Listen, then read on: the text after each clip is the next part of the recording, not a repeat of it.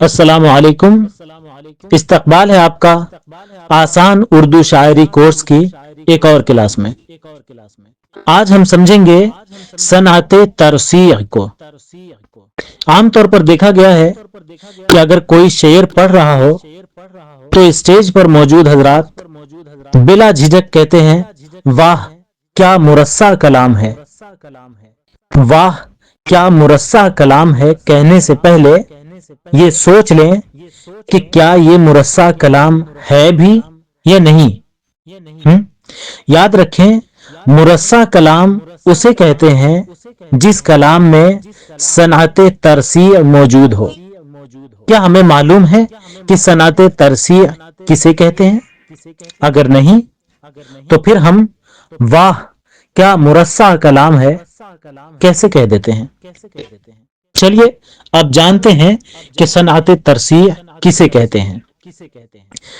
ترسیع کے لغوی معنی ترتیب سے جوڑنا ہے، اور شعری اصطلاح میں ترسیع کہا جاتا ہے ایسے کلام کو جس میں ایک سے زائد قافیے اور ایک سے زائد ردیف ہوں، اور ان دونوں صنعتوں کو صنعت تشریع اور صنعت تردیف کہتے ہیں۔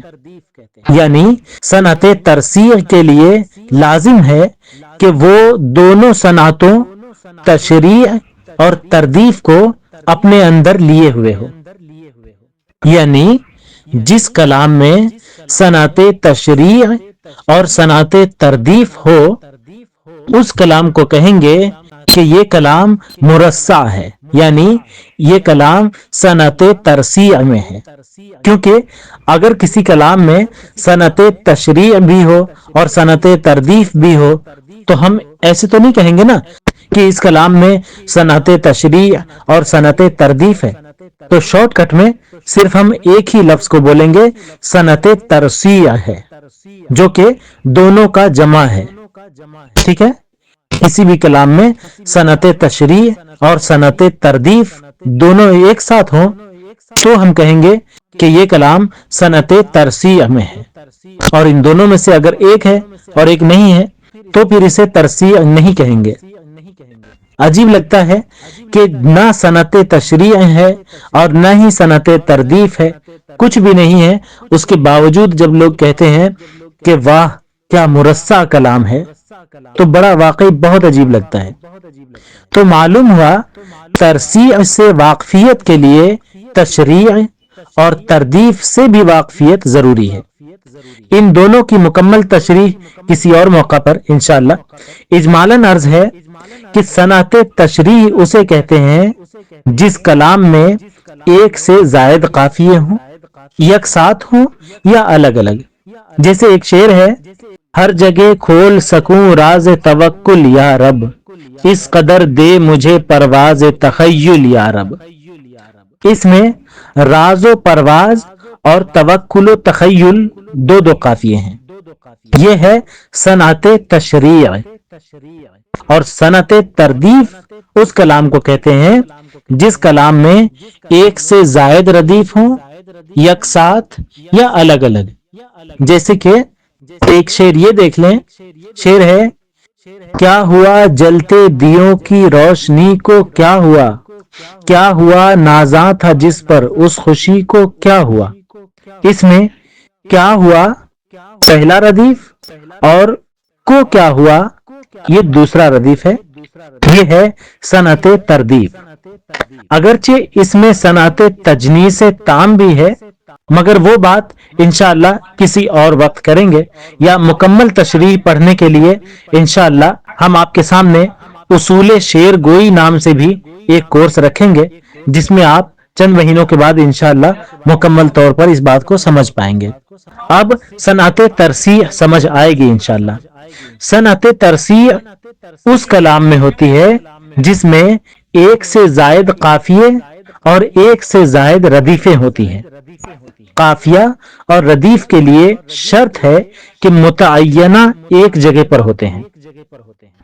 جیسے ایک شعر دیکھ لیجئے، میں چڑھتا جا رہا ہوں آئینوں میں، میں سینچا جا رہا ہوں دائروں میں۔ اس کلام میں پہلا میں جو اسم ہے پہلا ردیف ہے، جا رہا ہوں دوسرا ردیف ہے، اور آخری میں جو حرف ہے تیسرا ردیف ہے۔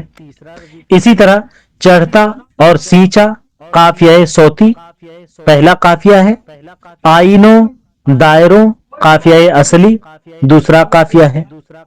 اس طرح اس کلام میں تین تین ردیف یعنی صنعت تردیف اور دو دو قافیے یعنی صنعت تشریع موجود ہے۔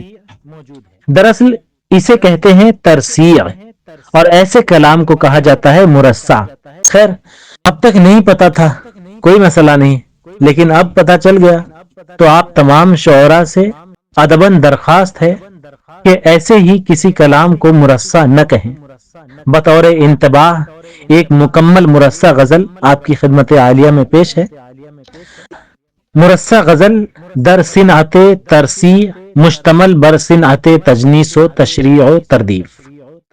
دیکھیے، میں چڑھتا جا رہا ہوں آئینوں میں، میں سینچا جا رہا ہوں دائروں میں، میں آیا ہوں کئی حصے سمو کر، میں بانٹا جا رہا ہوں قافلوں میں، میں رشتہ ہو گیا ہوں لمحہ لمحہ، میں توڑا جا رہا ہوں فاصلوں میں، میں آخر ہو گیا کتنا ضروری، میں رکھا جا رہا ہوں رابطوں میں، میں کس کا منتظر ہوں کس سے پوچھوں، میں رکتا جا رہا ہوں راستوں میں، میں ہوں کس متن مخفی کی صراحت، میں لکھا جا رہا ہوں حاشیوں میں، میں کس کس دل کا اطہر ترجمہ ہوں، میں ڈھونڈا جا رہا ہوں زاویوں میں۔ یہ ہے مرصع غزل۔ اگر آپ اس طرح ایک سے زائد قافیے اور ایک سے زائد ردیف پر مشتمل کلام دیکھیں تو ضرور مرصع کلام کہیں، ورنہ ہرگز ہرگز کسی بھی کلام کو مرصع نہ کہیں۔ ہم خود کو ادیب کہتے ہیں تو پاس ادب رکھنا ہماری ہی ذمہ داری ہے۔ السلام علیکم، خدا حافظ، فی امان اللہ و رسول۔